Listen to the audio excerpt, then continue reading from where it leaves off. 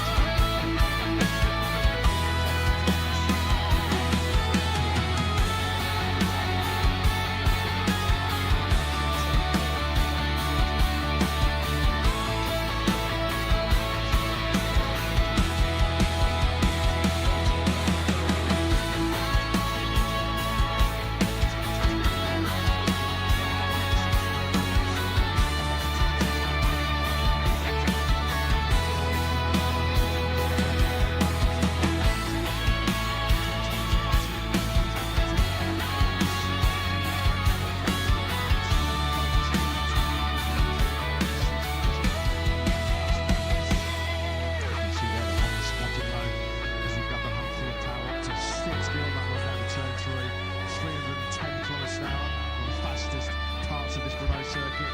You're already going through that kink of turn 2 in fourth gear, about 230 kilometers an hour. You need a lot of horsepower to negotiate the undulations of Brno. There's a very good reason why the run-out turns 14 and 40 are sharp and good horsepower here, because you're lacking acceleration, you're lacking some moments, and you've got a lot of performance at that time here in the Grand Prix of Czechia. Close on around at the start of the session, where it is the Moto Chapter. He only had 21 rides, had 7 lap time. Morero was straight back into pits after an early one, was transported. He is still down in second place there, mate, and he only done 4 laps in this session, which is half of what Marco Bezzecchi, your session leader, has done. Yeah, Diogo Morero, of course, came here for the first time last year and wasn't exactly fully fit last year when he arrived in Moto2, of course. He'd had that collision at the Saxon ring with David Alonso, had to start from the pit lane here last year, and he only really came here last year to serve that penalty. So you could argue that this is the first time he's really visited the Brno circuit and lapped it in any sort of anger. Well, a lot of talk, a lot of gossip that despite the fact that we believe he is on to the factory Ducati next year, KTM will use the skills of Pedro Costa to test their 850cc machine here on Monday. All kinds of talk about who will be in KTM's line with Maverick Vinales. Sort of not being too forthright, being very forthright actually about his potential future with KTM. One man in the know as regards the Austrian man as always, who's been lost with Byron, who joins Germany. Yeah, he does indeed.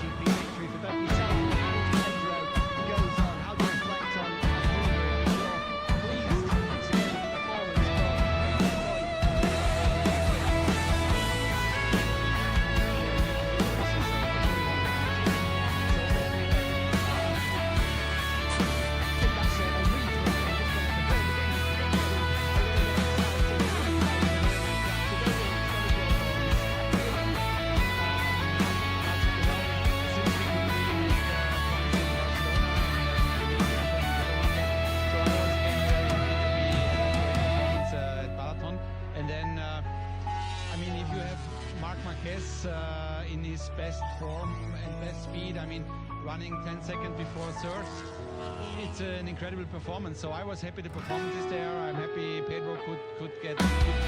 Of course,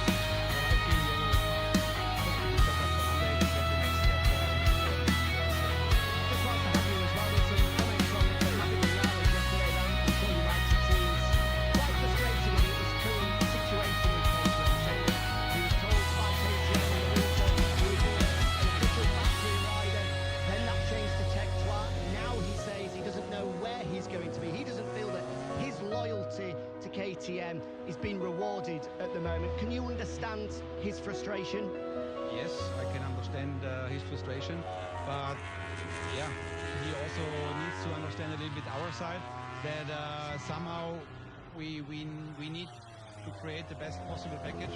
So we were waiting really, or we gave him a lot of time to come back, and there is nothing we want more than having him back to normal form. Today, for example, he's doing great so far.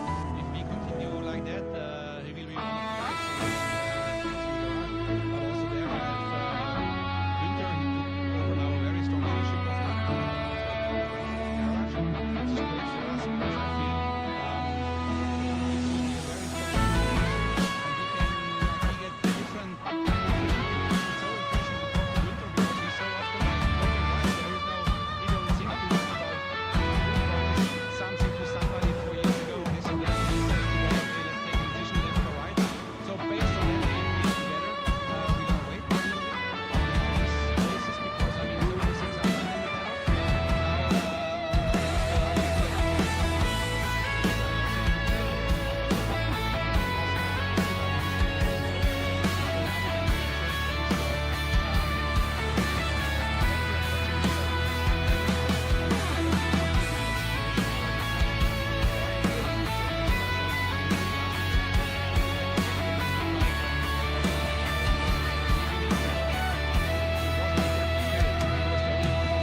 Really pushed the project forward. When he brought great results, that's how we got Pedro back. Then, so I mean that's all not forgotten. But looking in the future, we need to do the best for the Tech 3 garage, and then that's why Günther asked me to stay patient.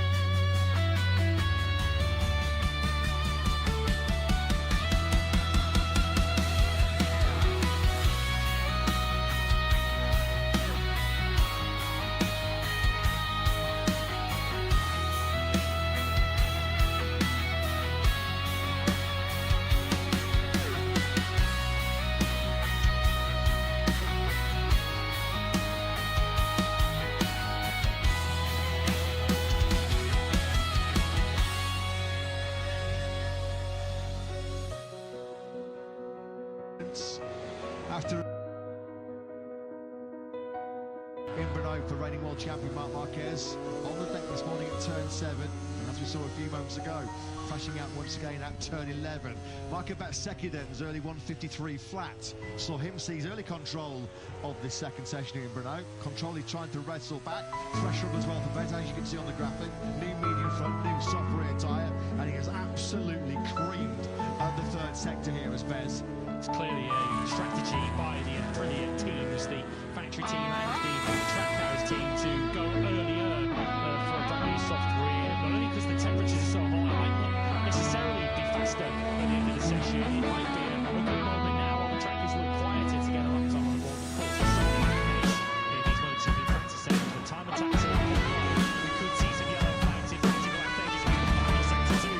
Marco Bezzecchi, he doubled his advantage through the third sector, having already taken 2 tenths in the third sector. 2-2. Marco Bezzecchi was the fastest of any.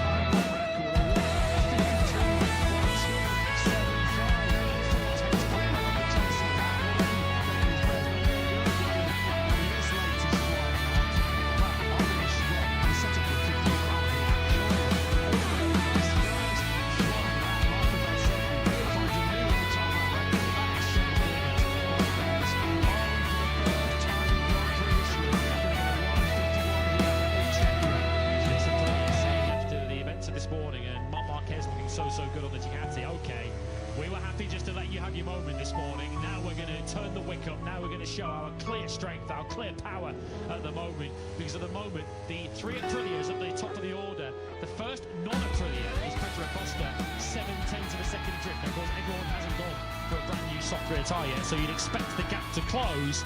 But Aprilia are throwing a bit of a marker down in this afternoon session with still half a bit to go.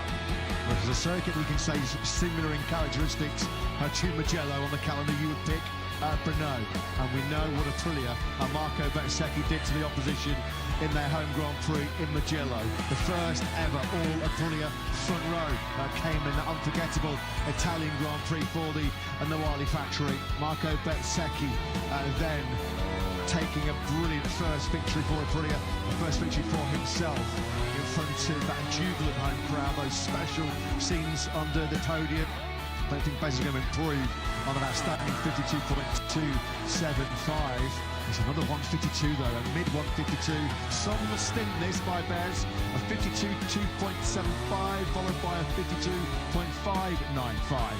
That lap would have still put faster than anybody else in this session. Marc Marquez goes 7th. He is still on older tyres. He's on the same medium tyres that he started the session with. So that's why Marc Marquez is a second off the pace. So we've got Aprilia's 1, 2 and 3. KTM's 4 and 5. Acosta and Viñales. And then Ducati's 6, 7, 8. Bagnaia, Marquez and Fabio Di Giannantonio. Marc Marquez, that is, of course. Marini 9th on the first of the Hondas. And Jorge Martin, who did also improve recently, but of course hasn't made the same jump because he hasn't gone for a fresh soft rear tyre. Martin at the moment 10th. So 52s from a trio of Aprilias. Bezzecchi, Agura and Ralph Fernandez. Pedro Acosta's only 0.03 of a second away from troubling the 52s. Pretty tight this once again from Bezzecchi. This has been some little surge of performance from the World Championship leader, despite the big mishap, despite the pain of that heavy crash, the heavy impact from his teammate Jorge Martin at turn 1 in Balap. He still did actually increase his World Championship lead over the course of that Hungarian Grand Prix weekend. He comes into this round 9 with the halfway point of the season approaching, with a 20-point buffer over Martin. What would really be hurting, aside from the physical pain for Bez, was the fact that he lost 30 points to Marc Marquez after his maximum haul of 37 over in Balaton. Not too far away of him from Balaton, only a 300km/h drive away from our previous round, as Bezzecchi, well, he made a mess of that turn 13. He was in hot there. Just keeping a close eye on Marc Marquez. He's still circulating in 7th. So Bezzecchi goes through the gears. 53 flat. Not helped as Marc Marquez has rolled out of him. Pits on his factory Ducati. Yeah, that's still a faster lap time than any other non-Aprilia has done, except Pedro Acosta, who's a 100th quicker on a 53.0, even with that big mess up at the final couple of corners for Marco Bezzecchi. Quartararo here on screen has also put in a soft rear tyre, perhaps with some fuel on board though for the Frenchman. He's in 15th place at the moment on a 153.578. We know Fabio Quartararo can go quicker than that because he went quicker than that this morning. Andrea Dovizioso, a former MotoGP winner here in the Grand Prix of Czechia. What a battle that was he had a few years ago, back in 2018, with Jorge Lorenzo on the factory Ducati and Marc Marquez, of course, then on the Repsol Honda. Yeah, Maverick Vinales, who was, I guess we have to say, very much in shop window territory at the moment, trying to prove and impress on looking Tech 3 and KTM management that he's worthy of retaining in 2027. Big weekend for Maverick. 200th MotoGP start he is due to make this weekend, a double century looming for Top Gun. And I completely understand his frustration, if you want to call it that, at how his current situation with KTM has evolved over the last year. But I guess ultimately, if you're making a decision right now on Maverick Vinales for 2027, to a certain extent you are guessing, because of course it was around this time last year where Maverick began that horrible year of shoulder problems with that crash in qualifying at the Sachsenring, and you can't really say we've seen much of Maverick Vinales at 100% since then, and that is ultimately, I guess, what KTM are waiting to see before they're confident enough to commit to Maverick Vinales for the long term. Yeah, and it was at that stage last year we talk about the worst possible moment, the worst possible time. Never a good time to get any kind of injury, of course, but Maverick Vinales in the first half of 2026, 2025 had really stood up and been the lead KTM. Really the tyre pressure penalty, which cost him a podium under the night lights in Qatar. In fact, yesterday, wasn't it? In the pre-event press conference, Pedro Acosta, after his double podium here last year, he came here, 5 weeks later towards the back end of July, and Acosta said this Brno Grand Prix really was the turning point of his 2025. So we were getting to sort of round 11 or 12 before Acosta was even threatening podiums last season. Although we are dealing with a very different animal, a very different beast, aren't we, this year? Pedro Acosta has certainly matured a lot.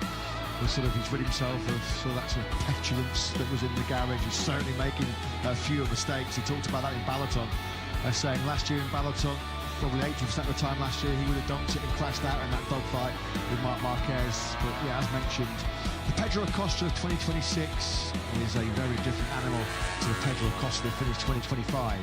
Yeah, only 2 non-scores this year for Pedro Acosta.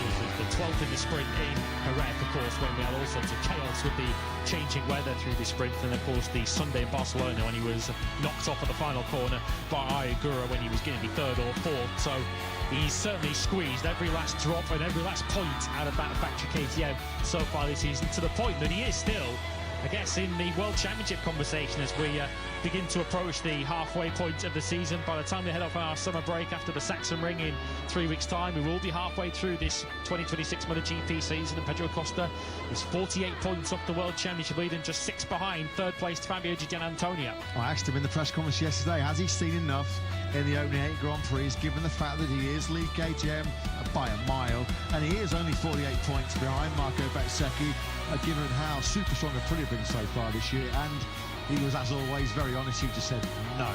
Next mission, the next goal for KTM is to try and find a victory. Of course, I mean, who would have ever thought this, a stat we'd ever be reading out? Pedro Acosta is making his 50th MotoGP start here this weekend, and unfortunately the winning column still has a big fat 0. There's been podiums galore, 14 sprint podiums, just the 1 win in sprints. There have been 13 Grand Prix podiums, but still chasing that very elusive first victory is Pedro Acosta. And whilst I'm sure he will do plenty of winning in the future when he's in the factory raid of Ducati, we're expecting confirmation in the next week or so of Pedro Acosta, final confirmation that he is heading to the factory Ducati team to partner Marc Marquez from next season. I'm sure he would dearly want to hand KTM a victory before he departs them. Of course, KTM and Pedro Acosta have been integral. They've been hand in hand since Pedro Acosta's Grand Prix career began as a Moto3 rookie when he won the title back in 2021. He has ridden nothing but a KTM, or for KTM, in his entire Grand Prix career. Brilliant production work again by our camera crews. You can just see there at the moment that these riders are just releasing the front brake through turn 4. Some shots there of Marc Marquez and Pedro Acosta, now Jorge Martin, turn 4. Exiting there, mid-corner here and still in 2nd gear, just over 110 kilometers an hour, looking for a real good drive out of there as you move up to 5th gear on the run down to turn 5 at 280 kilometers an hour. Maverick Vinales, well, he's saying to KTM, isn't it, cut me out if you dare, because this would be this would be so Maverick Vinales, wouldn't it? Starting the weekend, drumming that he's been overlooked potential, he's got no idea about where his future lies. As Cal Crutchlow, that's the first time Cal Crutchlow has tipped off the LCR Honda since he's been subbing for Johan Zarco. But Maverick Vinales on course potentially for the top 3 here. Here is the Top Gun then, into turn 13 he goes, just the final right-hander remaining on the Tech 3 KTM. Is this indeed going to be a top 3 lap? He might be knocking Fermin Aldeguer briefly out of the top 3. He does. Second place then goes Maverick Vinales with a 152.577. Does not get any more Vinales than that. Yeah, still has plenty to offer, and it's why Maverick Vinales often does frustrate, because we know how good he is when he's at his very best, and everything both on the bike and in between the ears are heading in the right direction for Maverick. Good lap for him, the 52.577, the first 52 we've seen from a KTM so far today. Fermin Aldeguer a moment ago set the first 152 for Ducati so far. He did a 52.8 to take what is now 4th place, was 3rd when he came across the line. He's now on the brink of retaking that 3rd place. After he was caught up in that incident in the first corner in Balap after all of his injury hell so far this year, the femur fracture in early January while testing in Valencia on a production bike, you just sense that the relief in the Gresini camp, and particularly from Fermin Aldeguer. I caught it with Ferrucci, Frankie Carcieri in the car park exiting Balaton on Sunday, and there was just this palpable sense of relief. Fermin had walked away unscathed from that scary incident. He does find his PB time of this session, a 152.752, and not good enough though to nudge himself back inside the top 3. Haven't seen too much have we even front-running force so far this weekend from Jorge Martin, down in 14th place this morning, not helped by one of his RSGTs packing up underneath him later on in the session, and has yet to trouble the top 10 so far this afternoon. The Martin, they're not a million miles outside of it, just 0.02 of a second behind Luca Marini in 11th. Just the one front row start this year for Jorge Martin as he rolls out a bit around turn 3. You feel the front row start is essential for Martin here this weekend, given the 2 long lap penalties, because if you're not at the front of the race, a long lap penalty is going to drop you behind a heap of traffic, never mind if you're serving 2 of them. And we've seen him practicing that already so far today. Jorge Martin then in 11th place. He's on a well-used soft rear tyre. Haven't seen him go for a brand new rubber in the last 10 minutes as his teammate and as the Trackhouse pair had. Yeah, he knows there's time out there. If you're on board in Aprilia, Bez leads, Agura 3rd, Ralph Fernandez 5th. Those 3 have been comfortably in the 52s. So Jorge Martin does know that he is going to have pace to burn when he does go on to fresh rubber at the end of the session, as Marc Marquez did this morning. Seems like he's persevering, getting a lot of data information on used and abused Michelin medium rubber. This is Marc now decelerating into turn 3. Information from Brembo is that's the hardest braking zone around this Brno circuit. Best we've seen from Marc so far, still a 153.343. Well, you know that Marc minimum is going to be what, half a second, 6/10 quicker when he goes into time attack. Looking inside the top 10 at the moment, we've got Martin 11th, Bastianini 12th, Morbidelli's just improved, he's out there on a soft rear tyre, he's just gone up into 13th place ahead of Brad Binder, the 2020 winner here. Fabio Quartararo leading Yamaha at the moment, but only 15th. We've got Yamaha's 15, 16, 17, Quartararo, Miller and top rank. Moreira in 18th place, he went down this morning. His teammate Cal Crutchlow down in the same corner as we just saw at turn 8. But Alex Marquez, understandably, yes, riding within himself at the moment. He's in P19 at the moment on a high 153. Despite the fact that Marc's on pretty well-worn rubber, he was on course for a PB lap time. I think he's made a mistake there, hasn't he, going into the Schwantz corner. So I think we might see Marc pity in this session. You can see he's lost a lot of time in that 3rd split with the mistake at turn 10. As Alex Marquez looks on, Alex 18th at the checker flag this morning, finds himself 19th. He will just be trying to get rid of a bit of ring rust, won't he, Alex Marquez, and build up some confidence. Because, of course, the last time Alex Marquez was on top of the MotoGP bike, he was one of the worst experiences of his Grand Prix career when he was caught up in that horrific incident with Pedro Acosta. There's some battle scars that Marc's bearing here in Brno as he feels back into pit lane. So he's seen enough then on that medium combination. And now it's time to see what Marc, the reigning world champion, has got for us in terms of time attack mode.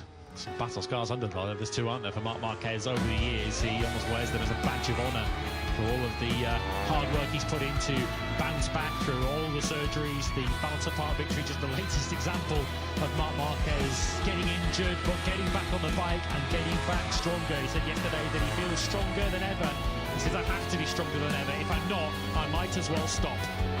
Yeah, Balaton Park won the Giro just before that, the week prior to his brilliant success in Balaton. Was the 8th injury comeback Marc Marquez has made since Jerez in 2020. 8 comebacks in just 6 years. He keeps coming back for more, and he keeps enjoying more and more success, doesn't he? The number 93, Joan Mir's made a very big move. As soon as Mir's going into time attacks, just he did this morning when he was out on fresh medium rubber, Mir got himself up to 4th this morning. Well, he's gone one better so far this afternoon. The factory Honda star up to 3rd with a 152.681. So we now have a Aprilia from KTM, from Honda, although that could change very, very quickly, rather imminently, because Pedro Acosta is about to set a new all-time lap record, and he does. So Marco Bezzecchi and now Pedro Acosta have dived under Pecco Bagnaglia's old all-time lap record. Quickest rider in Brno history now is Acosta, thanks to a 152.228. And his teammate Brad Binder was just behind him. He's also improved. Binder up to 8th now on a 52.865. I think you're going to need at the very least a mid-52 to have any hope of qualifying 2 here, because we've got the top 8 all in the 52s, down to Brad Binder in 8th place. We've then got Di Giannantonio on a 53.1 and Bagnaia on a 53.3. Marini now into the 52s. Acosta. In 7th. Acosta is now riding his bike, or trying to get his bike back up and running, taking the back entrance into the paddock. Technical problems for the 37. KTM have had their fair share of those recently. Well, straight off the back of the all-time lap record, this was just after he crossed the line and found that awesome 152.228. The Tech 3, sorry, the KTM RC16 tries no more. Bit of smoke there, wasn't there? Like under the screen. I mean, that is almost identically, it felt like, to the cutout he had directly ahead of Alex Marquez in Barcelona. Yes, they have had plenty, far too many, the Mattinghoff engineers will say, reliability issues so far this year. Wow, what a sort of 25 seconds that was for Pedro Acosta, blitzing to a 152.228 and didn't even get through the first corner, did he, on the very next lap, before the engine said, tire very much. Bastianini's heading for the top 10 here. 10th is exactly where he goes. He's into the 52s now in a 52.929. It won't last long, because you can see Di Giannantonio is going very quickly, but as it stands at the moment, all 4 KTMs are in the top 10. One of KTM's best ever days in their short MotoGP history came here in Brno back in 2020 in just his 3rd ever Premier Class appearance. Brad Binder, a tucker, an unforgettable victory. Yeah, pace is hotting up here. The times are as hot as the ambient temperatures, aren't they? As Fabio Di Giannantonio starts to climb up horsepower hill. He's going to climb up the rankings from 11th, potentially into P1. Surely this is going to be top 10, unless he makes a right rickets of this final corner, which he doesn't do. So the number 49, all picture perfect through there. Luca Renita's gone 7th, just a few metres up the road ahead of Digia, and he does indeed go into 3rd place, a 152.372. Not quite the fastest ever Ducati time here in Brno. So Marco Bezzecchi now 2nd as he leaves pit lane, having led the session for around about 20 minutes after that early soft rear tyre attempt. But we've got Martin down in 15th, and we've got the factory Ducatis of Bagnaia and Marc Marquez 12th and 13th. Still yet to see them really show their cards on a soft rear tyre. Marc Marquez is on an outlap with a soft rear tyre fitted, so we'll get that answer shortly. Martin then heads out onto circuit.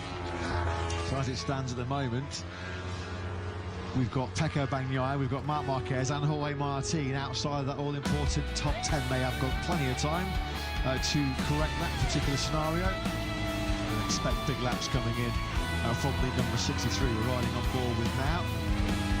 I was going to say, shall we have a little listen to Pecco Bagnaia? Well, it was a very, very little listen, wasn't it? Because we pick him up now, powering out of the final corner, building up some speed on this set of tyres. into turn 1, Pecco goes then. So this will be his first flyer on that medium front soft rear.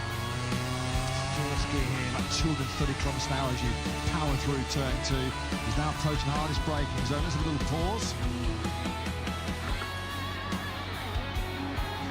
Instead, we cut to his teammate, Marc Marquez, who's leaving the first corner. As you can see, he is also with brand new rubber fitted. We'll get Bagnaya's first sector through shortly. It's a personal best, but I guess the strategy that Bagnaia always adopts is to save it for the end, to do the homework, do the hard yards on old tyres, and make sure that you've got as much information and data as you can for the business end of Sunday. Guess what it does, though, is that it often means that by the time Bagnaia does finally put a soft rear tyre in, he's generally under a bit of pressure. Said that minimum, Marc Marquez will jump half a second, 6/10 of a second when he's out on fresh rubber. It's going to be more, much more if he carries this lap on through, because he's best so far 53.343, which is 0.04 of a second outside of his benchmark this morning. That's going to be bettered quite comfortably. He drops down the hill, harden the brakes, he'll go into turn 10. Hard braking zone, turn 10 named after Kevin Schwantz. I can't think of a better corner to be named after the Texan. Of course, he was so famous for his late aggressive braking style, wasn't he? The 1993 MotoGP World Champion. Up horsepower hill mark will rise as we pick up his number 63 factory Ducati teammate Pecco Bagnaia. This will be more like it from Pecco as he looks to jump inside the top 10. 12th, as you can see on the leaderboard as it stands right now. Bagnaia up to third. What about Marc Marquez? He'll be coming deep into that final sector now. Marc Marquez, this might be a 51. Is it going to be the first ever 51? It is a 1:51.988. More history then goes the way of the reigning world champion. He is the first rider ever here in Czechia to lap Brno in the 1:51s. Half a second, 6/10. He found 1.4 seconds on a fresh tyre. Awesome job again. He might not be there for long, though. Here comes Aigura, who gets to within 100th of a second of the world champion, just showing that Aprilia aren't going anywhere here in Brno this weekend. Aigura joins Marc Marquez in the 1:51s. Yeah, how good does that look for Aigura, who has had his issues not getting through to Q2, but he's been finding good grid position once he's in that second qualifying session. And if Aigura can get himself anywhere near the first 2 rows in the main Grand Prix here on Sunday, and even for the sprint tomorrow, well, we know just how good he is on well-worn rubber. Going to the gearbox there, as you can see, with his left boot is Raul Fernandez. He's crept, and I say crept into the top 10 briefly. He's not there in 10 for the 52.578. Betseki has just improved once again. He's down to a 152.147. Bears also threatening a 51. Jorge Martin doesn't look like he's going to get anywhere near a 51 here, though. I don't think he's even going to be in the top 10 with this. Quartararo just ahead of him goes 15. Martin does go 11th. It was a good final sector for Jorge Martin, but he's still 400 shy of Raul Fernandez. When you've got a double long lap penalty already next to your name, the last thing you need is a trip through Q1.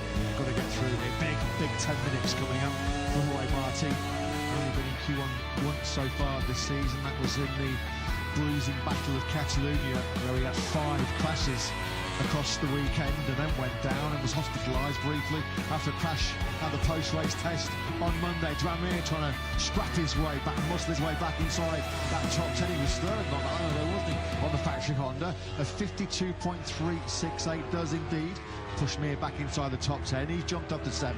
It's looking close, this, between Ducati and Aprilia, with the Costas KTM, as always, fighting a good fight for the Austrian brand up there in 4. You've got Ducati, Aprilia, the top 3. Then a Costas KTM. Then a pair of more further Ducatis, Bagnaia and Aldeguer, 5th and 6th. And here comes Alex Marquez, who's looking to try and lift himself up the order, up into 15th place. But Q2 not really the target for the 73, as he has a little bit of a moment. You could do without those. Moreira, Quartararo, Bastianini, Miller, Razgatlioglu and Rins all directly behind Alex Marquez. Impressive return, to say the least, from the number 73. What about Raul Fernandez? Can he make it 2-track out of Aprilia's going straight into Q2 tomorrow morning? 11th at the moment, so he needs to find some pace. Over the line he goes. He creeps up once he gets second lap in a row now that Raul Fernandez has just about pinched that top 10. A 52.423 has squeezed him in. 10th and a half clear is a Morbidelli.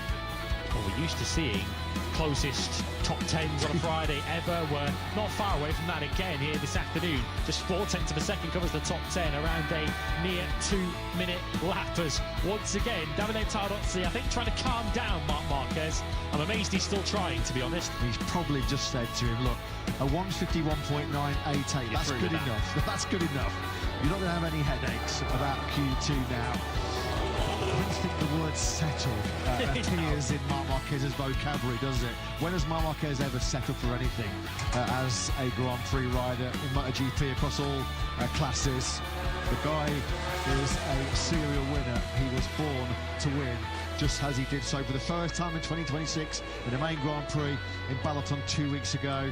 Yesterday, what was he saying to the media? After Mugello, this track, pretty physical, similar in configuration. Well, I'll be pretty happy. I'll be content if I'm within 10 seconds of the winner on Sunday. And he opens the count on Friday afternoon with the fastest ever lap of Brno. That's got to be tongue-in-cheek from Marc, hasn't it? Surely. Yes, and surely a little bit of mind games to his opposition as well, saying that if I'm beating you in this current physical situation, you just wait until I'm 100%. Of course, this is just Friday afternoon, and of course we're right to recall what happened in Mugello when the Ducatis were all very fast on Friday, and Aprilia really took the game away from them when we got into Saturday morning and through the race of Sunday. So Aprilia aren't going to make this easy for Ducati. Just 100th of a second between the leading Ducati of Marc Marquez and the leading Aprilia, which for once today at the moment is Ayagura.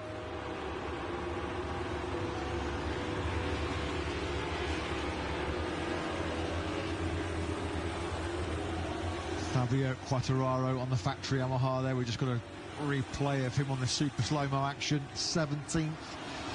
Second he was this morning. I think sort of normal service has been resumed as far as Yamaha's quartet go. We've got Quartararo 17th, Miller 19th, Razgatlioglu 20th, and Paul Alex Rins 21st. What we do know, it's been well documented, the riders have talked about it incessantly over since they debuted that V4 powered M1. If it's got one big weakness, one Achilles heel, it is a lack of power. And what do you need in abundance around Brno? There's a section of this track called Horsepower Hill, gives an indication of how much engine performance is required. And when you're lacking engine performance in Renault, you're in a whole world of pain. Top Yamaha, 70. Yeah, we've got a top speed ranking on our timing screen, which is the fastest top speed of every rider in this session. So even at his fastest through the speed traps, Fabio Quartararo is giving up 13 kilometers an hour to Marco Bezzecchi on the factory Aprilia. That's what, 8 or 9 miles an hour, 3 lap time that he's using.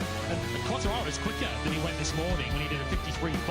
He's some 0.6 quicker. Of course, the Ducatis and Aprilias have moved the goalposts so significantly that they're practically in a different stadium to Fabio right now. Yeah, it's tough. It's tough to see the world champion suffering at the wrong end of the leaderboard. So as it is as well for Alex Rins, Jack Miller, MotoGP race winners, Toprak Razgatlioglu, the former golden boy, of course, in World Superbikes. There is Toprak as Marc Marquez rolls out of it. He had Razgatlioglu for company there, didn't he? It's a shame that Marc decided to back out of that one. Has he settled? Has he listened to Davide Tardozzi? Tardozzi, they know. We've always said when Marc judge Ducati and judge Marc Marquez when he is anywhere near full fitness. Well, we were able to judge a quite dominant performance, a dominant weekend last time out in Balap. What about Jorge Martin, 12th place? This is a really big 4.5 minutes coming up for the number 89. As mentioned, the only time he's been in Q1 so far this year. Fabio Di Gianantonio trying to make sure that he's not got any lane worries about slipping out of Q2. He's in the danger zone at the moment in 8th place, but he's trying to make sure that there is no late bother because he's on a real strong lap here, is Digia. It's going to be important that he doesn't get held up here by Jack Miller on one of the Trackhouse Aprilias that are up ahead of him. Miller is just coming towards the end of an out lap, so in theory he should be getting out of the way of Fabio Di Gianantonio. Has it held Digia off at all? Answer is no, as he takes top spot from Marc Marquez on a 51.9. That was a hell of a final sector from Fabio Di Gianantonio. Wow. He's the third rider then to lodge a 151.9 in this session. Super tight at the top. Less than 600ths of a second splitting Viggi, Marc Marquez and Negura. We've got red helmets though lighting up our commentary box here. Bezzecchi is flying. Jorge Martin's on a big lap. We've mentioned how much he does need to find something special late on in this session. Bezzecchi's a quarter of a second up practically at the halfway stage at the moment. Potentially we're heading towards a mid-51 if we carry this on. Here's Bastianini, who's missed out in 11th, only 6 tenths off the pace. A mid-52 doesn't cut it this afternoon. Bezzecchi is about to destroy what was Fabio Di Giannantonio's 60-second all-time lap record. A 151.942 is under monumental pressure here. Bezzecchi, we know how good the Aprilia is. This is where it really is agile. This is where the manoeuvrability of the Aprilia will come into force. Look at Jorge Martin fighting with all of his might to get into Q2. Bezzecchi on the line does find a 151.826. Brilliant by Bez. Over a 10th clear. Martin does come over the line and get himself inside that top 10. How crucial, how decisive could that be for Jorge Martin? Up to P8. Far from safe though. He's only 600ths of a second clear of Raul Fernandez, who is currently improving. This was Martin wrestling the Aprilia through the final couple of corners. He's already, while you're watching this though, dropped a place to 9th because Joan Mir's gone up ahead of him. That is stark raving bonkers. That's insane. He was his shoulder down going through turn 14 there. Wow. He is just all action. He is spectacular to watch, isn't he? Jorge Martin. That was awesome. Yeah, he is now 10th. Raul Fernandez did improve to 9th on the 52.354, so Martin is now just 38 thousandths ahead of Maverick Vinales to complete the top 10. Ayagura was super fast through the first sector, was watching his timing screen as he was unfolding this lap. Can he join Bezzecchi on the top of the order? Ayagura with a stunning final sector. He takes top spot. Ayagura, he doesn't do Fridays, does he? Weekend time attacks? No, I think we could maybe put that one to bed. That is something special from the former Moto2 world champion, isn't it? What a lap time from Ayagura. Joan Mir has taken a tumble at turn 7. That's going to bring out late yellow flags, isn't that? Could be costly for some riders. Mir's gone down though at turn 7 while in P7. Oh yeah, he tried to pick it up immediately and then he's just going to hit the gravel trap, and that's just going to pitch him into a fall. So a slow speed crash there for Joan Mir, who is in 7th place at the moment, so it might actually save his bacon this afternoon. So Agura, where did that 51.735 come from? We've seen so often this year him be able to get himself through into Q2, but his best qualifying so far this year is 6 around 2 in Q1. He's getting even quicker here, getting even faster. What about Maverick Vinales? Well, we saw Top Gun top 3 at one stage in this session. Can he get himself back in the top 10? Yeah, Martin is now out of the top 10 because while we're watching that crash for Mir, Diogo Moreira went into 8th place on the other Honda for LCR. So at the moment, Moreira also going through in 8th place. So Martin starts his final flying lap of the afternoon outside the top 10. Big one. Biggie this one, isn't it, for Martin? We've seen down the years him deliver some super special explosive one laps. Well, he needs to find another one. He's got his teammate Michael Bezzecchi, who wisely moves out of the way. Bez has rolled out of it. He's going to be 2nd in this session, it looks like. Yeah, Martin's under the cosh here, isn't he? Under the cosh as he powers into the stadium section. Into turn 7 he'll go, where Joan Mir tipped off a few months ago. Yeah, already a quarter of a second down at the first sector point. That's the long lap penalty in the background that he'll be going through twice on Sunday afternoon. 4 tenths down at the halfway stage, even by Jorge Martin's standards, as it's looking again a little bit uncomfortable there through the left-hander of 8. It's going to take something truly heroic for him to get into the top 10 from there. Right on the edge of the track limits there, wasn't he? As well, he was almost on the green, coming out of 9. Shows how hard he's pushing, how hard he's having to fight for every ounce of a second here. Jorge Martin, he's all in. Well, he only knows one way, does he, number 89? It is all in, and it's over. Jorge Martin, and for just the 2nd time in 2026, will feature in our opening qualifying session. Agura, Di Giannantonio, Marc Marquez, Pedro Pocha all taking the checkered flag. Ayagura with a belter in Brno. What a performance.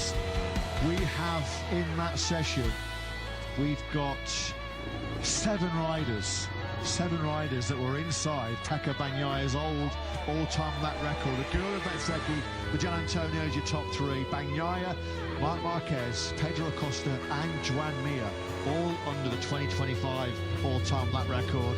Mir's going to get through in 7th despite his late crash at turn 7. Moreira shining once again. What a performance by Moreira on the El Gijon 8th. Aldeguer's in 9th, and Ralph Fernandez through by a whisker by just 100th of a second. Relief to Fernandez in the top 10. Francesco Guidotti's got the Midas touch, hasn't he? First day in the job, and Agura, from not quite nowhere, but not far from it, ends the opening day of this Czech Grand Prix on top. He was up the sharp end. He was back in Austin, wasn't it, earlier on in the year when Agura was very strong on Friday. He had a big crash on Saturday morning, which robbed him of all of his confidence. As long as he doesn't do the same thing tomorrow, Agura is a genuine contender for, at the very least, a first front row start in MotoGP. He hasn't started higher than 6th so far this year. Look at his qualifying performances. There's been a whole bunch of Q2 appearances, but 8th in Thailand, 11th in Austin, 11th in Jerez. As Jorge Martin debriefs with his crew chief Daniele Romagnoli there on the right-hand side of the picture. Just to the left-hand side of your shot there was a pretty attack by Fabiano Sterlachini. A classic cross of the arms to indicate that the front end was tucking on him. It looked hard work, didn't it, for Jorge Martin this afternoon? And as we've mentioned on various occasions already today, with the double long lap penalty already to serve, Martin can forget any hopes of the podium if he doesn't get through Q1 tomorrow. Even forgetting the double long laps, he'll be starting outside of the top 12. So tomorrow morning now is absolutely huge to Martin's weekend, where he already trails Marco Bezzecchi by 20 points. Oh, but this afternoon it's been a slog all day, really. 14th this morning, 11th this afternoon. This is a rider who's 2nd in the World Championship within striking distance of his teammate Marco Bezzecchi.